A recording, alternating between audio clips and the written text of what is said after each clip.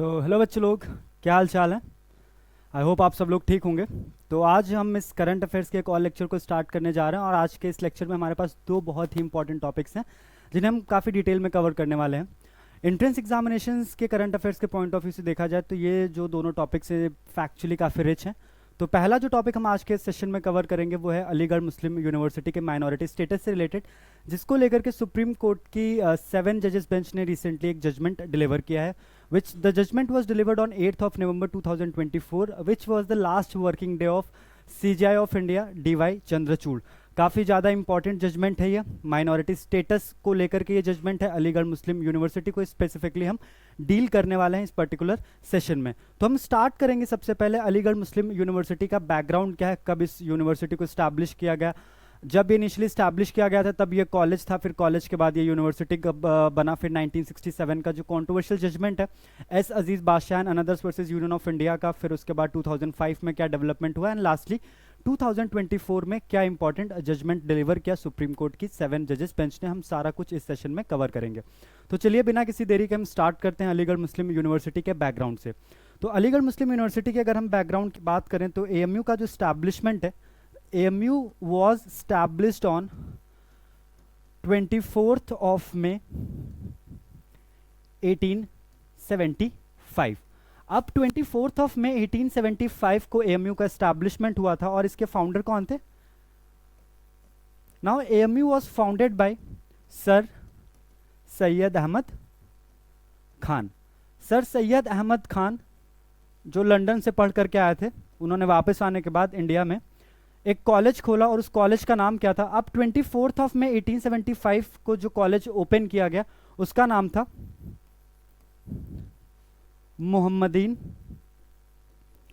Anglo Oriental College, which was also known as Mao College. Now Mao College was established on 24th of May 1875 by Sir Syed Ahmad Khan. This is a brief background of Aligarh Muslim university establishment का शुरुआत जो था वो AMU का जो existence में था वो इसी डेट से आना शुरू हो गया था। अब जब माओ Mohammedan Anglo Oriental college existence में आ गया, फिर माओ कॉलेज के अलीगढ़ मुस्लिम यूनिवर्सिटी बनने के पीछे की क्या स्टोरी है तो उस स्टोरी को भी हम देख लेते हैं एक बार। अब माओ college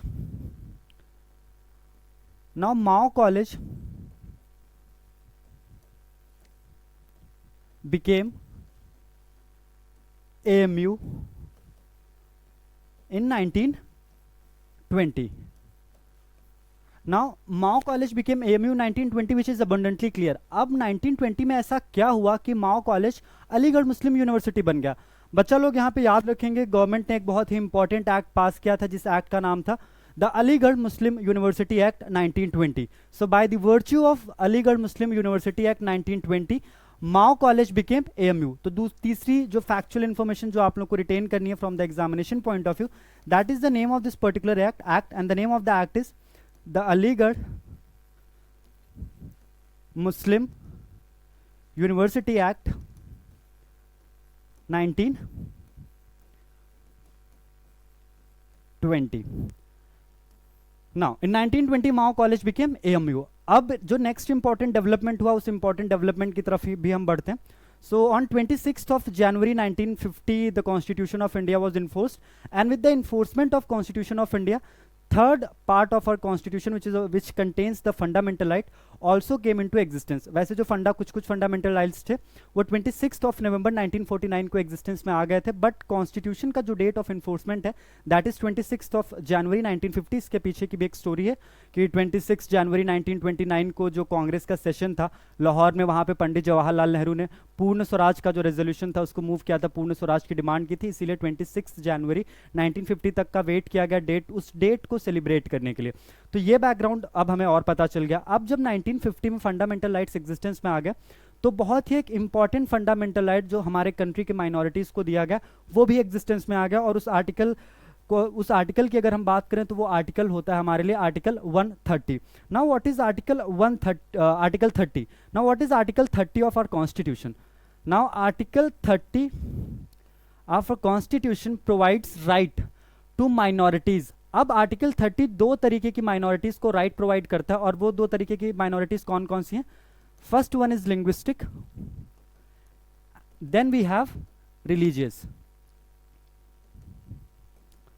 So Article 30 of Indian Constitution provides right to linguistic and religious minorities to establish and administer educational institute of their choice.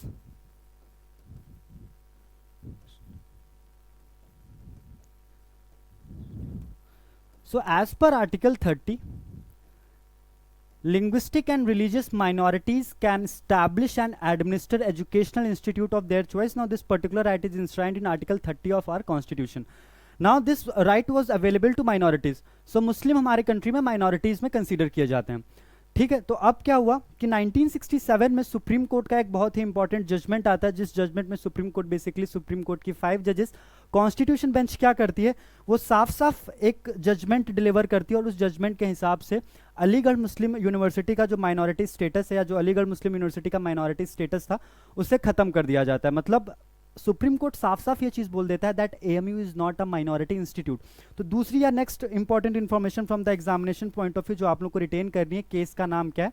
बहुत ही पॉपुलर जजमेंट है, जजमेंट का नाम हम लोग याद रखेंगे. बच्चा लोग जजमेंट का नाम हमें एकदम नहीं भूलना है, क्योंकि ये आपका एक क्वेश्चन हो सकता है एग्जाम में. जजमेंट का नाम है S Aziz Badshah and others versus Union of India. Now this particular judgment was of 1967. Now in this particular judgment, a 5 judges constitution bench made it abundantly clear that AMU is not a minority institute. AMU is not a minority institute. अब 1967 में जब supreme court ने ये ruling काफी ज्यादा clear कर दी, उसके बाद फर्दर डेवलपमेंट क्या हुआ? फर्दर डेवलपमेंट ये हुआ 2005 में अलीगढ़ मुस्लिम यूनिवर्सिटी ने जो पीजी एंट्रेंस एग्जामिनेशन था, मेडिकल पीजी एंट्रेंस एग्जामिनेशन था, उसमें 50% सीट्स रिजर्व की किसके लिए? मुस्लिम माइनॉरिटीज के लिए.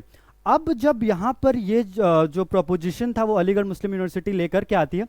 Now there was one petitioner का नाम था Naresh Agarwal. Now Naresh Agarwal was aware of this 1967 judgment, और उन्होंने क्या किया कि इलाहाबाद हाई कोर्ट में एक पिटिशन फाइल कर दिया. बच्चा लोग यहाँ पे एक बहुत ही इंपॉर्टेंट आर्टिकल है हमारे कॉन्स्टिट्यूशन का, जो आप लोग को याद रखना है, और उस आर्टिकल का नाम है 141, आर्टिकल 141. नाउ आर्टिकल 141 साफ साफ कहता है सुप्रीम कोर्ट के पास एक पावर होती है, that it is not a power actually, but article 141 clearly states that कि जो सुप्रीम कोर्ट का जजमेंट होगा वो सारे ही जितने भी सबऑर्डिनेट कोर्ट इंडिया में है सारे कोर्ट्स पर बाइंडिंग होगा except the Supreme Court. So article 141 का वर्डिंग क्या है? That the judgment of the Supreme Court is binding on all the subordinate courts in India except the Supreme Court. This is given in Article 141. Now 1967 का judgement क्या है? That AMU is not a minority institute, and as per Article 141 जो supreme court का judgement होगा वो जितने भी subordinate court India में होंगे सब पे बाइंडिंग होगा. Now Allahabad High Court being subordinate to the Supreme Court of India, उसे क्या करना था? 1967 वाला जो जजमेंट था उसको मानना पड़ा. और इलाहाबाद हाई कोर्ट ने क्या किया? जो 50% सीट्स रिजर्व की गई थी मुस्लिम माइनॉरिटीज के लिए, इसे क्वॉश कर दिया. क्यों? Because Allahabad High Court is subordinate to the Supreme Court of India, और आर्टिकल 141 का जो प्रोपोजिशन है या जो प्रोविजन है वो उसे मानना पड़ेगा.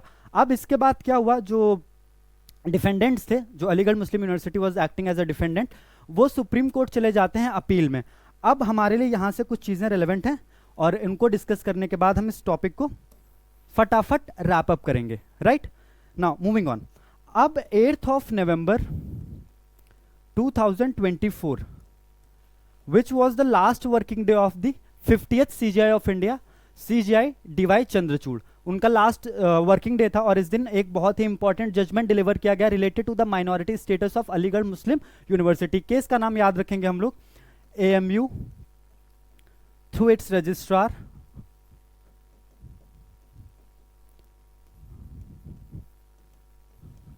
Faizan Mustafa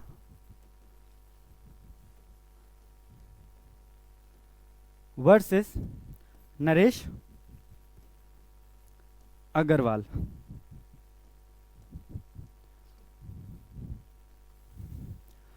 AMU through its registrar Faizan Mustafa versus Naresh Agarwal, ये जजमेंट डिलीवर हुआ 8 नवंबर 2024 को। 7 जजेस कॉन्स्टिट्यूशन बेंच ने इस जजमेंट को डिलीवर किया।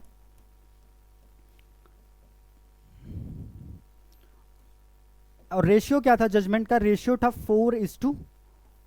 4:3 के रेशियो से जजमेंट डिलीवर किया गया और इस जजमेंट ने 1967 वाला जो हमारा जजमेंट था उसको क्या किया? ओवर रूल कर दिया। S Aziz Badshah and others versus Union of India वाला जो जजमेंट था उसे ओवर रूल कर दिया गया। अब हमें यहाँ पे कुछ कुछ चीजें याद रखनी होंगी जो मैं वर्बली आप लोगों को बता रहा हूँ। अगर आपको ये चीजें इंपॉर्टेंट लग रही हैं, which according to me is important, तो आप लोग उन चीजों को पेन डाउन भी कर सकते हैं। तो बच्चा लोग हमें क्या क्या चीजें याद रखनी है कि जो सुप्रीम कोर्ट ने जजमेंट 8 नवंबर 2024 को डिलीवर किया, उसमें 1967 वाला जजमेंट में जो बार लगाया गया था, बार क्या लगाया गया था कि 5 जजेस कॉन्स्टिट्यूशन बेंच ने साफ साफ बोल दिया था that AMU is not a minority institute. Now in 2024 Supreme Court of India has lifted this particular bar. Supreme Court ने क्या बोला कि 1967 वाले जजमेंट में जो बार लगाया गया था उस बार को हम क्या कर रहे हैं? उस बार को हम लिफ्ट कर रहे हैं, उस बार को हम हटा रहे हैं। अब जैसे ही ये बार हटाया सुप्रीम कोर्ट ने यहाँ पे बहुत चालाकी से एक काम किया। उसने एएमयू के माइनॉरिटी स्टेटस से रिलेटेड कोई भी बातचीत नहीं की। सुप्रीम कोर्ट ने साफ साफ कहा कि 1967 वाला जो बार लगाया गया था उस बार को हम लिफ्ट कर रहे हैं, उस बार को हम हटा रहे हैं। और एक 3 जजेस की रेगुलर बेंच डिसाइड करेगी whether AMU is a minority institute और नॉट। अब डिसेंटिंग ओपिनियन में एक जस्टिस है जिनका नाम आप लोग को याद रखना है, जस्टिस दीपांकर दत्ता। उनका यह मानना था कि एएमयू वाला जो जजमेंट है इस पे प्रॉपर डिबेट और डिस्कशन नहीं हुआ, इस पे और थॉरो डिस्कशन होना चाहिए था। बट हमारे कंट्री के जो सीजे हैं उनका रिटायरमेंट डेट पास में आ रहा था, इस वजह से काफी जल्दी जल्दी चीजें की गई। सुप्रीम कोर्ट ने एक 3 टेस्ट भी ले डाउन किए जिसके बेसिस पे डिसाइड किया जाएगा whether any institute is a minority institute और नॉट। और वो 3 टेस्ट क्या थे कि यूनिवर्सिटी का फाउंडर कौन है, यूनिवर्सिटी को एस्टैब्लिश करने के लिए फंड कहां से आए, और यूनिवर्सिटी के प्राइमरी बेनिफिशियरी क्या होंगे। यही 3 टेस्ट डिसाइड करेंगे। On the basis of these 3 test it will be decided whether AMU is a minority institute और नॉट। तो ये था एएमयू का पूरा जजमेंट। केस का नाम बहुत इंपॉर्टेंट है, Aligarh Muslim University through its registrar Faizan Mustafa versus Naresh Agarwal. अब बच्चा लोग हम दूसरे इंपॉर्टेंट टॉपिक पे मूव कर रहे हैं, और ये अगर हम देखें 2024 का स्पेस सेक्टर का सबसे इंपॉर्टेंट टॉपिक है। बहुत ही ये साइंटिफिक माइलस्टोन है किसी भी कंट्री के लिए और स्पेस सेक्टर के लिए। In itself it's a achievement. और अचीवमेंट क्यों है? बेसिकली एक सैटेलाइट लॉन्च किया गया है जिस सैटेलाइट का नाम है लिग्नोसैट।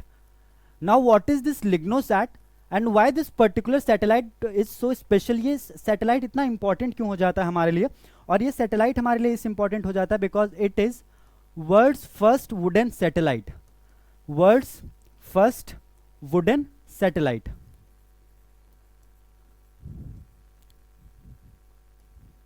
वर्ल्ड का पहला वुडन सैटेलाइट है ये।